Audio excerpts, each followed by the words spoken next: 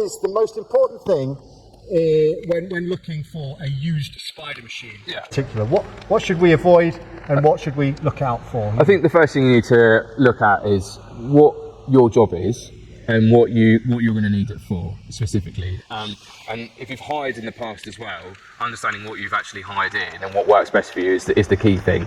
There's so many different manufacturers that do loads of different things, but if you've already hired and you're kind of comfortable with what you have hired, then that's a great step forward. So you can sort of be like, well, I've hired, you know, maybe a Hanoa in before, or I've hired in maybe an Easy Lift before, and I kind of know that's what works for me.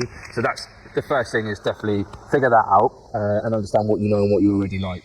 And then when it comes to actually looking for machines, especially used, there's loads of factors. So you can imagine, you know, that you've got to think of budget and what you're wanting to spend, and then understanding what you're going to actually get for that budget. Yeah. Because, you know, a lot of people think that they can buy a spider lift with a budget of about 20 grand, and for most people, yeah, you can, and a lot of people may have machines that have been well looked after but are getting sort of the 15 to 20 year old mark, and you've got to think that they're probably more like end of life. So if you want to get started and you have that sort of lower end budget, then yes, you may get yourself a spider lift, but just keep in mind that that's probably getting closer to the end of life. Whereas if you had a larger budget, then you can get something a bit younger, and it's going to be probably a little bit more reliable, and then at the same time will still have a good amount of value for your business.